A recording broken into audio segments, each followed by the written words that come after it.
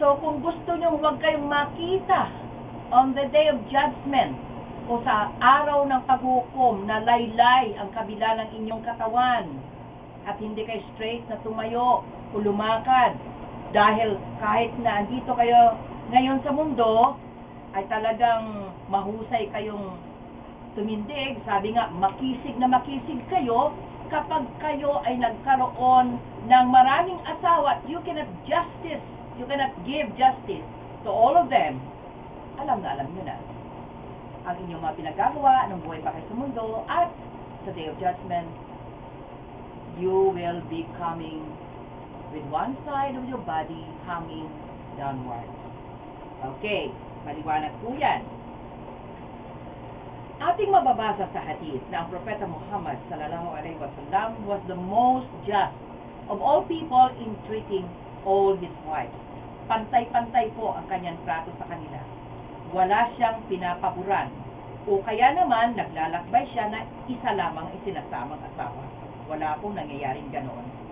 Kahit na nga kung tutuusin na si Aisha, peace be upon her, ang lahat ay alam, mga sahaba alam po, na ang banal na propeta ay medyo alam natin at nababasa natin na meron talaga siyang pagmamahal kay Aisha. But then, despite of that, hindi siya naging unfair sa iba niyang mga asawa.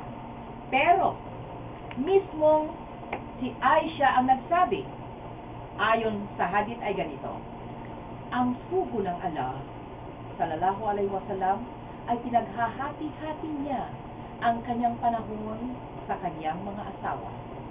Ito po ay mababasa sa salaysay ni Abu Dawud. Yun ang the very word of Aisha, ang asawa po ng banal na propeta. Kaya sa Islam, yes, kung si Mr. kahit married na siya ay may balak siyang magdagdag ng misis, hindi naman pwede na, o sige, pakasalan agad ang bagong nagugustuhan. Meron pong kailangang i-consider bago siya kukuha ng dagdag na asawa. Mas maganda yung mga bagay na ito ay pinagkakasunduan muna ng kanyang first wife. Maging maging honest. Huwag yung patalikod. Huwag yung malalaman na lang ng misis niyang una, ay, nagpakasal na pala siya sa iba. That's so unfair. Dahil masakit yan sa unang asawa. Pero, may mga dapat nagampanan ang isang lalaking balak nga ay magdagdag ng pangalawa o ng pangatlo. Halimbawa, may tanong, kaya ba ng kanyang bulsa ang additional responsibilities? Hindi ba siya maging unjust sa isa niyang asawa kung sakali? Handa ba siya psychologically? Ang kanyang isipan, ang kanyang physical na pangangatawan? Baka naman may sakit siya at wala siyang kakayahan sexually. Ang mga bagay na ito ay magiging unfair sa kanyang magiging mga asawa. Spiritually, kailangan handa rin siya. Meaning, kaya ba niyang ituro ang mga aral sa Islam sa kanyang magiging asawa kung sakali? At kung sila'y magkaroon ng anak, alam ba niya kung paano magiging dealing niya sa mga bata? Kung paano huhubugin ang kanilang mga anak upang balang araw ay lumaking mabubuting mananampalatayang Muslim?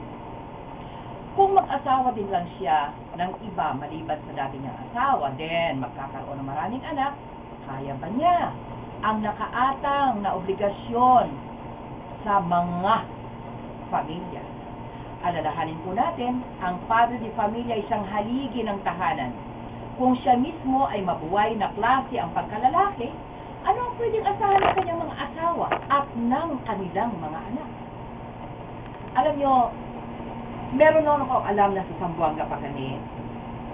Dahil noon, pansamantala ako nag-tender ng leave of absence sa station, sa radio station na pinapasukan ko dahil ang main reason ko ay para masubaybayan ko ang aking dalawang anak sa kanilang pag-aaral. So, tutok muna sa welfare ng aking mga anak habang sila ay nasa elementary and nag-aaral ko sila sa eskwelahan, then nag-aaral din sa madrasang mga bata noon. Pero nung sila ay nasa high school na, I tried na tapusin ang aking college education. At marami po akong naging kakilala ng mga Muslim women doon mismo sa college na aking pinapasukan. Ang kanilang mga problema ay ang kanilang mga mister na nag-asawa pa, hindi na kontento sa pangalawa, kumuha pa ng pangatlo. Ang friend kong Muslim woman na yon, she was the first wife at si brother ay kumuha ng pangalawa despite of the fact na ang kanyang monthly income ay kapos na kapos po sa isang pamilya. So, ang ginawa ng friend ko, nag-buy and sell. Ultimo, yung mga college professor namin, ginawa niyang suki sa kanyang paninda. Nagawa yun ni sister dahil hindi na po magkasya ang kinikita niya ng kanyang mister.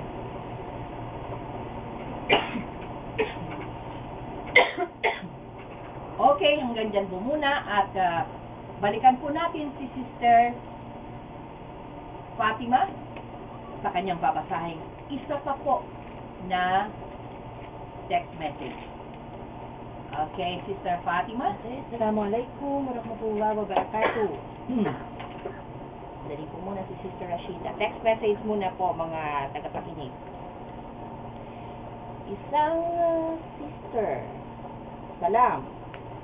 Ask ko lang po, pwede po ba sa inyo yung mga chichirya? O ibig sabihin, pwede pong kainin ba yung mga chichirya na may MSG?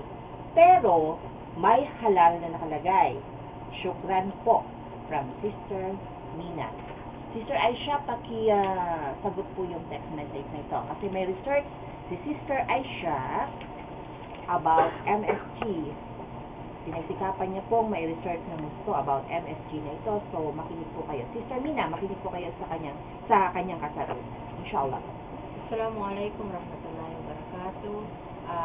Sister Mina and also to all our brothers and sisters in Islam. Ito pong maganda sa mga Muslims makukulit tayo. Pag oras sinabi haram, biglang bagsak lahat Bibitawan lahat yung mga bagay na haram So, but of course, we don't do that. As Muslims, we are told and encouraged by Allah to ask questions, find the answers. And you can find all the answers here in Islam. Now, with regards po sa question po, pwede bang kainin na machichirya na may MSG pero may tatak halal? Okay. Now, let me define MSG. Ito po ay tinatawag na monosodium glutamate or mas popularly known as betchin or iba dyan, bigla na sabihin Ajinomoto or whatever, pero betchin. Or, may babasa nyo po, flavor enhancer.